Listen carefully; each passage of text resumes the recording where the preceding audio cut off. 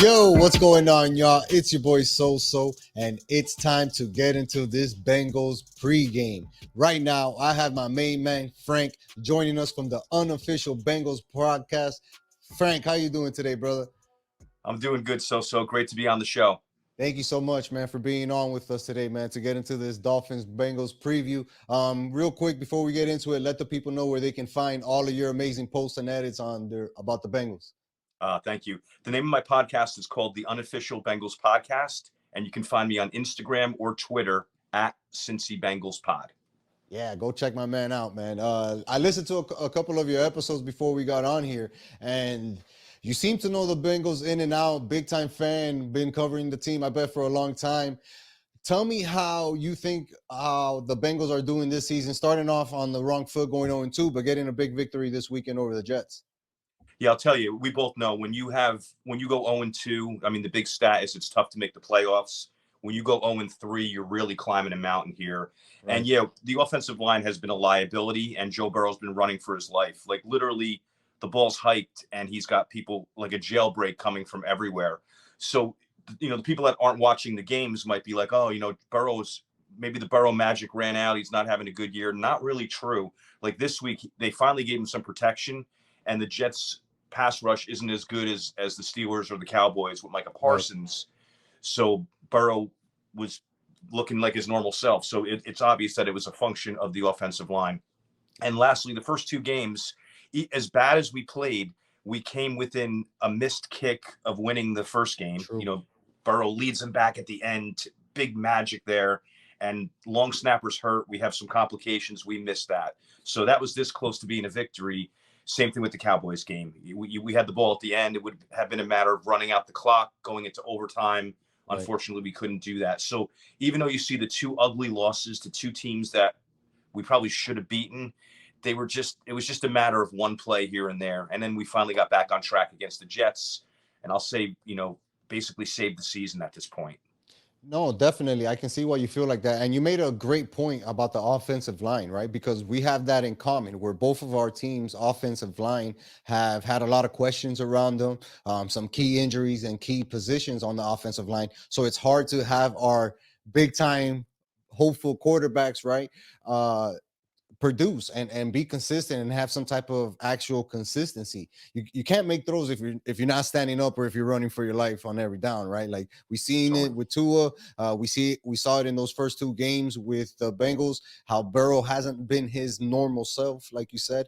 And those key injuries that you mentioned on the offensive line, they've been kind of hitting us in the offensive line too. How do you think you guys are going to be able to bounce back, or at least confront the Dolphins' defensive line? Because I think it might be one of the best you faced this season. Yeah, I mean, I look at that Dolphins defense, and there's not a lot of big names. Ingram's putting up a very good year. You got Yeah, Agba and those guys, Wilkins and the inside, obviously yeah, Xavier Howard. So I guess there are some big names, but they're more of a unit that just is well coached and plays together. And you just have role players that seem to do the job for you. So I mean, there's a lot of strategies on how to attack a team like the Dolphins, and it's going to be a jailbreak on Joe Burrow for a lot of the game. So it's going to have to be quick passes. It's going to have to be get the mm, ball to Mixon. It's good going to point. have to be running back passes. And the big thing that I've been pushing for the first 2 weeks that they weren't doing a lot is rolling Burrow out. Like get him, don't have him just sitting back there and everybody knows exactly where he is. Move Where him he's such a right. target, right? Yeah, exactly. And the non-Bengal fan doesn't see Burrow on a daily basis, but he's got very good movement skills. True. I call him slippery. I mean, that's the best adjective that I can describe. He's always slipping underneath and out of tackles. And even in this game, they rolled him out left one time, and he's just totally poised, throwing across the body, no problems. So the rollouts are going to work really well, along with the other stuff that I described.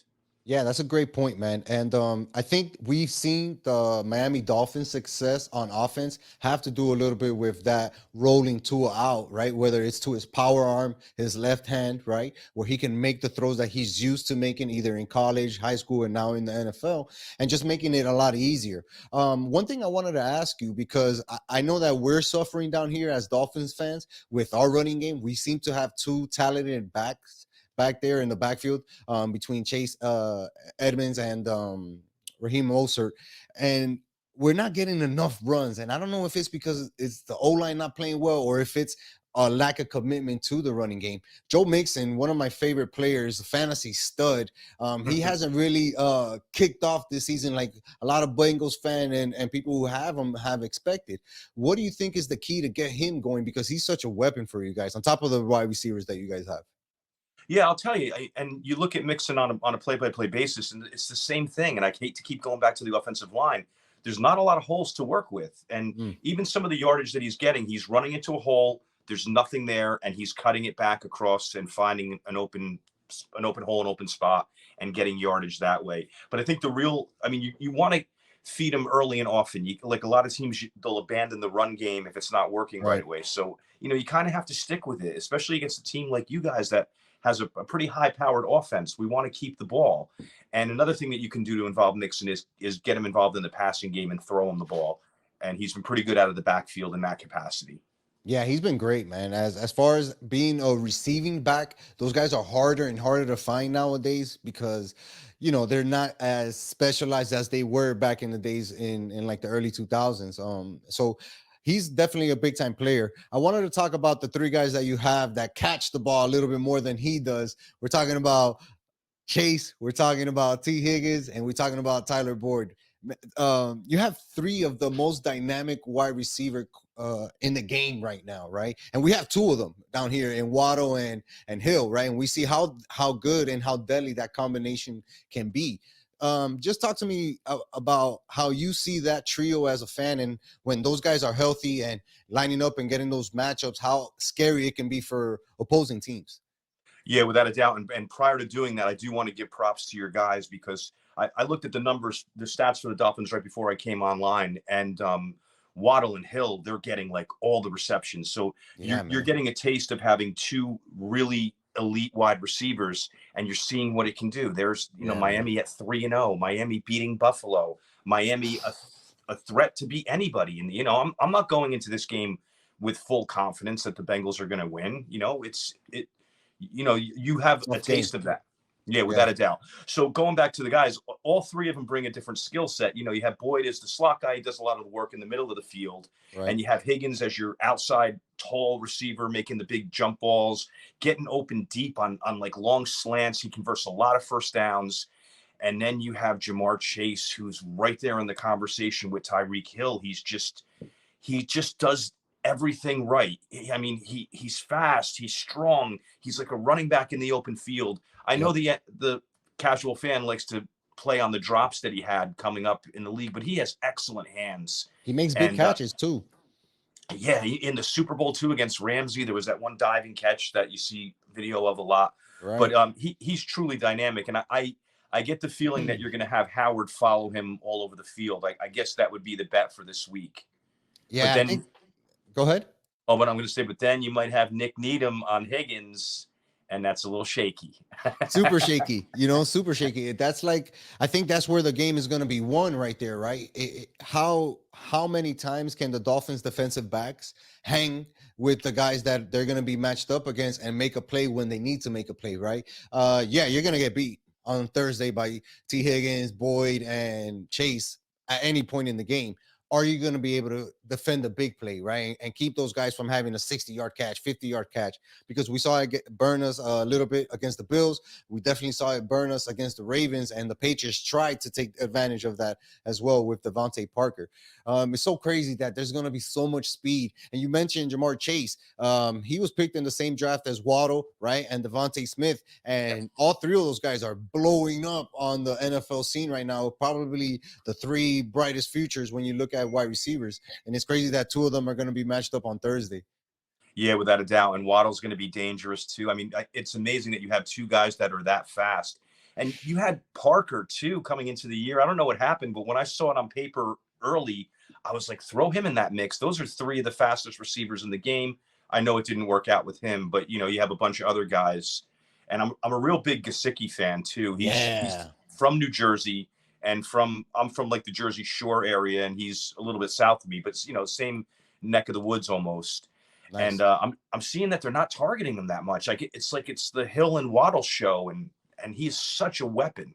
Well, I feel like they're using him more to block now, right? And before he was all offense, all wide receiver, all routes all the time. Now he's doing a little bit more of 60-40, 50-50, that dirty work. But I think that he is a big target for Tua, especially in the red zone, right? Because we saw it last week, where not this Sunday, but the previous Sunday against the Ravens, where he went up and made a big catch, right? Damn near by the field goal post and brought it down. Two guys that I think are stepping up that led to the reason that Devontae Parker was let go is Sheffield, right? The emergence of number 14, Sheffield. He's been playing really well, making some big catches. And the wide receiver slash tight end, Carcraft. That's 2 weeks in a row where he catches a touchdown. Craycraft, excuse me, 2 weeks in a row where he catches a touchdown in the red zone from Tua. A big body, big target. I think those are the guys that I think are probably going to make the play, because you guys have a real good defense there when you guys are really getting after the quarterback. And we've seen that the offensive line can give up those sacks against those tougher defensive linemen like you guys have. Yeah, and you built your offensive line too. You have Eichenberg, who's a high draft pick. You bring in Connor Williams. I know your right guard's playing really excellently right now. Yeah, Robert Hunt, he got hurt kind of this past game too. Okay, so that actually bodes well for us, unfortunately. Absolutely. But yeah, on paper, I'm like, they have a very good offensive line, and they invested in it the proper way. But I guess you're seeing the games, every play of the game, so you would know better than me. Right. Let me ask you a question. What do you think is going to be the key matchup or the key thing that either team that the Bengals are going to have to do in order to give their Dolphins their first loss this Thursday? I think it's going to be protect Burrow and involve Chase. Mm, Mixon is obviously the big wild card there. If they can get right. Mixon going, it'll open up everything. So that's really the key to it. But I just I'm a little bit of a homer when it comes to it. But I'm like, if you let Burrow do his thing and have just a little bit time to throw, he's going to win games. So that's really Yeah. the mindset I'm going in. I know it's not too deep of a dive into it, but protect Joe Burrow. You're going to put up a lot of points.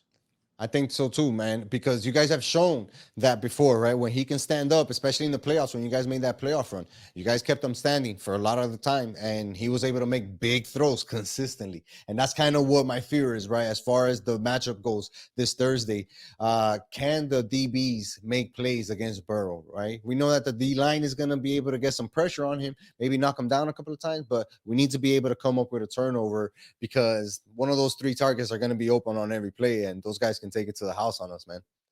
Yeah, that is the deal with the Bengals. It's like pick your poison, and people that play fantasy, it's kind of tough to. I mean, you Yeah, usually want to take Chase as the number one receiver for the Bengals, but it's like any given day can be anybody's game. Like this last game, it happened to be a Tyler Boyd game where he had a breakout. So true, true. it's very hard to figure out which Bengal receiver is going to have the big day that day. Hey, maybe this week all three of them, if all goes right. Hopefully not. But now I'm going to give you the chance to give me an obvious prediction. How do you see Thursday going out? Well, to backtrack 1 second, I'm worried about Tua. Like Mm, when he went down, he hit his head hard. He he gets did up, he's shaking off the cobwebs, and then he has that one body jerk. stumble. Yeah. And then No, I'm it was hearing, a stumble. Wasn't a body jerk. He definitely stumbled. yeah, like that the concussion, that like electric charge went through him, and he just lost control of himself for a second. And then I'm hearing people, well, it was a back injury. That's what it was, a spasm.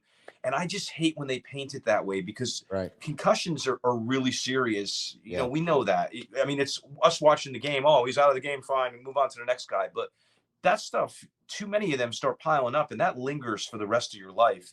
And they just put Tua right back into that game. And you know that he's going to be lining up snap number one against the Bengals this Thursday night. Absolutely.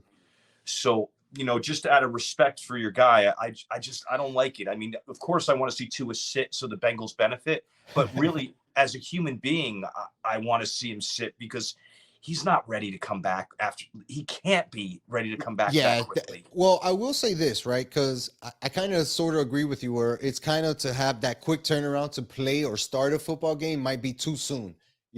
But I think it looked good for him that he went into the half and he actually got a full halftime to have them check out, ask him where he is, run the protocol. And there were a lot of questions being asked about the protocol, and I'm sure the Dolphins are going to be fined in some way, somehow, for like cutting Yeah, corners, right? yeah. But at least it wasn't like, man, we saw him get the crap knocked out of him, and then 2 plays later he was right back in. It did take some. He got halftime. He was able to come out, get some reps in before he went out there, and he looked okay to finish the game. But yeah, his health is always a question in this game. In this game, right? So now we know that he can possibly have another head injury that could be possibly more severe, not allow him to come back if he suffers another concussion in this game or gets hit.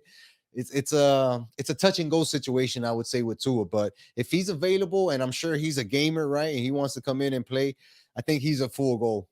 Oh yeah, 100%. So to answer the other part of your question, the game itself, this is a little bit of a tough game for you guys. You're coming Yeah, off a big emotional victory against Buffalo, and often there's a letdown. The Bengals have always. started off kind of mediocre, so people aren't looking at them the same way as they did late last year when they were really one of the best teams in the league. And on top of it, it's our home game. We're introducing the white uniforms for the first Yes, time. which Everyone's are all jacked up about it. so sweet. Those They look good. uniforms, And so sweet. they're doing the Ring of Honor celebration at halftime. So it's like a big Nice. Bengals celebration festival that night. So it's a little bit tough, more of a tougher environment than normal to go in there on this like celebratory night for the Bengals. And the Bengals do play well. In the Andy Dalton days, we couldn't win a primetime game. We couldn't win a playoff game. There was just something about them that melted. Right. Burrow and Chase are the opposite. When the lights Those go guys on, live for it. they play better, and that's the sign of a good player. So Yeah. I think that when I first was thinking of the score, I was thinking maybe like a 34-31 Bengals, a big shootout and stuff. But sometimes it doesn't go that way, especially maybe two is a little off. Your defensive front is really good. Maybe Burrow's just not sitting back there picking apart everything. Right. I'll never bet against the Bengals, so I'm going to go 24-21 Cincinnati. That's a solid breakdown and excellent points, right? If Tua can, if he is inaccurate, then the score is definitely going to be a lot lower, right? And if the defensive line does its job for the Dolphins, then they're going to make it hard for Burrow to do his thing. And I think the game is going to come down to coaching, right? Who can outcoach who and run better plays, get the running game going. For me, I see it being low scoring too, something like 27-24, 24-21, something in that range where it doesn't get too out of control. But the team who can execute cleanly down the second half, definitely going to win that game. Yeah, agreed. And we're both stocked with talent. Yep. We both were kind of in the lower half of the league for a while, and that enables you to get all these draft picks, high draft Yep. picks. And look, you got your franchise quarterback, you got your franchise wide receiver. You did great in free agency. You're Solid defenses. yeah, you're a team on the rise. We're a team on the rise. It's really an excellent matchup. And being a Bengal fan, now we're looking up at people that we're 1-2. So this is a good chance to knock off the only undefeated team in the AFC. Absolutely. We'll see, man. We'll see. It's gonna be a great game on Thursday, Frank. Again, bro, I want to thank you so much for coming on and doing this with us. Hopefully, we'll be able to do another Dolphins Bengals preview for the playoffs, right? I love That it. should be pretty cool. Tell the people one more time where they can find all your social media and check out your amazing podcast about the Bengals. The Unofficial Bengals podcast is the name of the show, at Cincy Bengals Pod on social media. It was a pleasure, SoSo. Joel, I know you're behind the scenes, but pleasure working with both of you guys. Likewise, brother. Thank you so much for doing this. Absolutely, Frank. Can't wait to do it again, man. You take care. Thanks again. Cheers. Later.